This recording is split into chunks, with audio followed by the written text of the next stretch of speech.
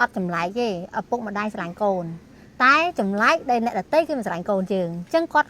គឺជាបរទេសអញ្ចឹងគាត់មកស្រឡាញ់ទឹកដីខ្មែរយើងពិតជាអស្ចារ្យមែនតើយើងមិនដឹងទៅរកណាហើយក៏មិនដឹងថាទឹកចិត្តគាត់ល្អខ្លាំងបែបនេះអញ្ចឹងយើងខ្មែរដែលយើងអាចចែករំលែកបានគឺយើងផ្ដល់ភាពកក់ក្ដៅគាត់ឲ្យតម្លៃគាត់គាត់អត់ទាន់ដឹងថាមានវត្តមានបែនដែលគាត់ថែរក្សាព្រៃឈើសម្រាប់ខ្មែរយើងឯងចឹងអ្វីដែលខ្ញុំចង់មកធ្វើវីដេអូថ្ងៃនេះខ្ញុំចង់ជាការចែករំលែកមួយដើម្បីបងប្អូនខ្មែររបស់យើងដឹងថាគាត់គឺជាជនជាតិបរទេសតែគាត់អាចមកថែរក្សាព្រៃឈើឲ្យប្រទេសជាតិរបស់យើងចឹងយើងត្រូវតែលើកទឹកចិត្តគាត់ហើយបើសិនជាអាចយើងជួយគាត់ម្នាក់$1ដើម្បីឲ្យគាត់ដើម្បីឲ្យគាត់ជួយការពារព្រៃឈើសម្រាប់បងប្អូនខ្មែរយើងទាំងអស់គ្នា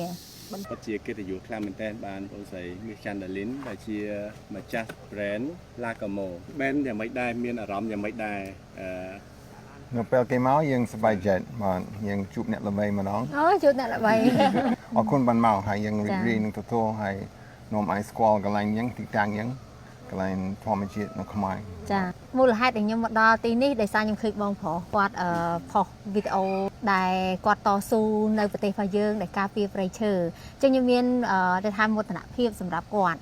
ដូចនិយាយទៅដូចបងអញ្ចឹងគាត់បានធ្វើអញ្ចឹងចំពោះប្រទេសខ្មែររបស់យើងវាពិតជាអស្ចារ្យមែនតើសម្រាប់កូនខ្មែរគួរតែទទួលស្គាល់ហើយគួរតែលើកទឹកចិត្តគាត់ឲ្យបានច្រើនមែនតើអញ្ចឹងអ្វីដែលខ្ញុំមកដល់ថ្ងៃនេះដល់ទីនេះគឺពិតជាឆ្ងាយសម្រាប់ខ្ញុំពីព្រោះដោយសារវាជាលើកទី1តែខ្ញុំនៅតែតស៊ូមកដោយសារខ្ញុំជឿជាក់ថាគាត់ប្រកាសជាត្រូវការពួកយើងលើកទឹកចិត្តគាត់អញ្ចឹងខ្ញុំមកលើកទឹកចិត្តគាត់ដល់កម្លាំងចិត្តអរគុណច្រើនប៉ុន្តែអាសាក្រោយនេះយើងឃើញទុនធានធម្មជាតិវាទទួលរងទុកច្រើនចាដូច្នេះយើងតើតការពារខ្លាំងមិនបានបើយើងការពារវាមានអ្នកខ្លះគាត់យកនឹងធ្វើជាផលប្រយោជន៍បាទចាចង់ការពារ pressure ដើម្បីអ្នកភ្នំពេញអ្នកទីក្រុងដូចអ្នកជនបទទទួលផលប្រយោជន៍ពីទុនធានធម្មជាតិហ្នឹងហើយ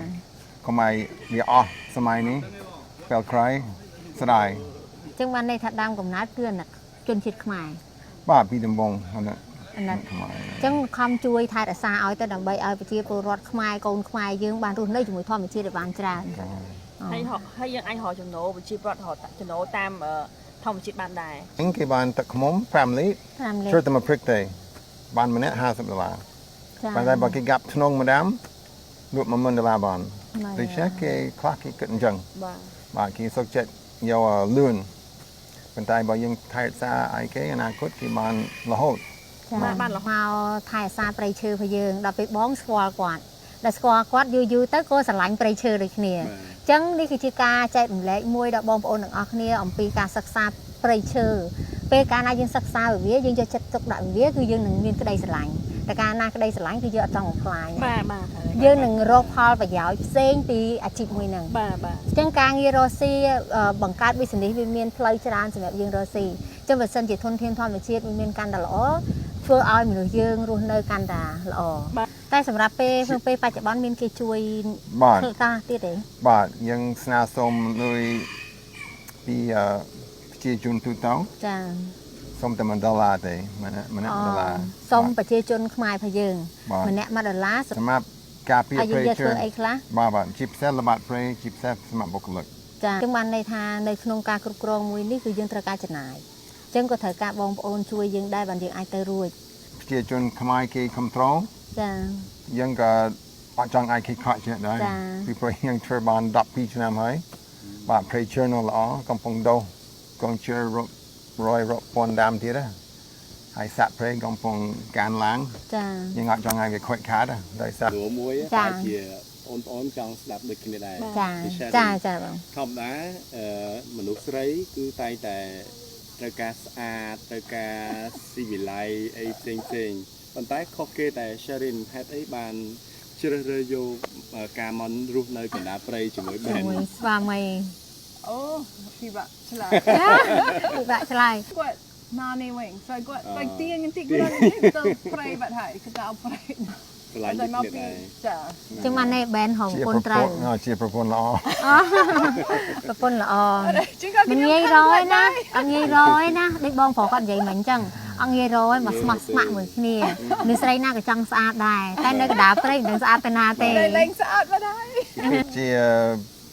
ប្រពន្ធល្អបើតែប្រពន្ធមិនមែនតែប្រពន្ធតែប៉ុណ្ណោះទេ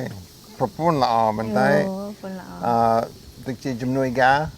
ខាងរដ្ឋបាលខ្ញុំអត់ចូលចិត្តទេរដ្ឋបាល បាទ បាទយើងរៀនជាមួយគ្នាខាងរដ្ឋបាលដែរប៉ុន្តែ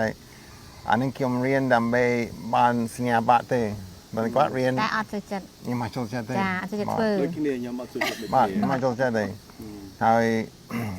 តើទាំងគួយវាយ computer ព្រឹកដល់នេះខ្ញុំជឿចន្លោះអីអស់ហើយ ប៉ុន្តែបើដើរ បាទ ព្រៃ បើដើរព្រៃអត់ឈឺ ថ្ងៃអត់អីទេ បាទជាវិញ អ្វីកុំព្យូទ័រប៉ុណ្ណឹងឈឺដៃ ដូចជាបើពីមុនខ្ញុំឈឺអស់ហើយខ្ញុំថាទៅជាមនុស្ស ចាំ ចាស់ មិនថាធ្វើអីក៏ដោយខុសពីចិត្តយើងចង់ណាគឺពិបាកទាំងអស់ ចិត្តចឹងបានន័យថាការការងារបែនជោគជ័យក៏ដោយសារប្រពន្ធដែរ ស្រួលហើយ ចា ខ្ញុំឆ្លាតណាបែនបកែ តែហៅប្រពន្ធ អូអំសំណាង តំណាង កែអូទីងល្បិចច្រើន មិនឈឺជើងមិនទៅគេមកមើលទីស្រឡាញ់គេហ៎លើសូមប្រវត្តិចឹងហ៎ ជាចៃដន្យទេ ចែករំលែកបន្តិចមកថារបៀបតាក់ទងប្រពន្ធយ៉ាងម៉េចពីដំបូង អាហ្នឹង នឹងតែសុំលាក់មែន បាទការពិតយើងរបោះយើងធ្លាក់ក្នុងអណ្ដងហើយនៅពេលខ្ញុំឈឺបាត់កជើងខ្ញុំធ្លាក់8ម៉ែត្រក្នុងអណ្ដងធ្លាក់លើថ្មដូច្នេះកជើងខ្ទេចអស់ខ្ញុំដើររួចទេគាត់នៅពេលខ្ញុំឈឺគាត់មក ធ្វើអីប្រហែល មកឲ្យខ្ញុំជាទៅជាខ្ញុំ មានតែលេងតលេង បាទហ្នឹងពេលហ្នឹងស្គាល់ចិត្តគាត់ល្អបាទខ្ញុំស្គាល់គាត់2ឆ្នាំមុនហើយ ពេលទៅជាប្រហែលជាកន្លះខែទេប៉ុន្តែ ដល់មួយខែ ឈឺពុតអីហ្នឹងកន្លះខែថែមទៀត អាហ្នឹង អញ្ចឹងមែនអត់អូនហ្នឹងហើយ សារភាពបាត់ សារភាពហើយ ជាត្រូវសារភាព អត់ទេគូព្រេងចឹងហើយគូព្រេងគេត្រូវរៀបចំមិនឲ្យយើងបានជួបគ្នាជួនកាលយើងឈឺជើងយើងបានជួបគ្នាទៅបដោះមនោសញ្ចេតនា អត់មានតន់មានវីដេអូណាបែនចែករំលែកអំពីរឿងហ្នឹងណាទី1ហើយណាការគ្រប់គ្រងរបស់បែនហ្នឹងគឺមានប្រពន្ធជាគោចំហដែលរឹងមាំមួយបាទខ្ញុំក៏គិតឃើញដូចគ្នាចឹងដែរគឺ ពាក្យខ្មែរសំណាប់យងដីស្រីយងប្រុស យងបរោះ ចាអញ្ចឹងបានន័យថាគឺយើងទាំងពីរអ្នកប្តីប្រពន្ធយើងជួយគ្នាបានអាចទៅមុខលឿន ហើយក៏មិនភ្លេចអរគុណដល់ប្អូនដែរអរគុណខ្លាំងមែនតើ អរគុណបងដូចគ្នាដែលខំប្រឹង ហើ ហើយ យត្រឹមតែចូលរួមធម្មតាដូចជាមិនពិបាកទេគាត់ថាអូខេបាញ់ថវិកាមកបាននឹងការចូលរួមហើយប៉ុន្តែនេះគឺអត់ទេប្អូនបានចុះមកផ្ទាល់ហើយចម្ងាយផ្លូវនេះមិនមែនចិត្តទេ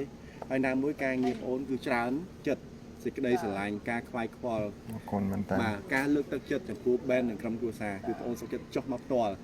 អ្វីក៏ដោយចេញពីការស្រឡាញ់ការចង់បើយើងអាចមកដល់ទីនេះបានស្ញប់ស្ញែងគាត់ពេកអញ្ចឹងយើងត្រូវតែមកមើលគាត់ផ្ទាល់ហើយលើកទឹកចិត្តគាត់ បែនទទួលបានអារម្មណ៍យ៉ាងម៉េចដែរចំពោះវត្តមានប្អូនមកដល់ទីនេះ បាទយើងរីករាយមានកិត្តិយសទទួលភ្ញៀវពិសេសមកក្រុមទាំងអស់ ទីទៀតតែខ្ញុំមកការពារព្រៃមួយបែនដែរ អូដល់យ៉ាង គេកក់ក្ដៅហើយណា Thank you very much ដល់អញ្ចឹងអរគុណណា អរគុណបងអរគុណ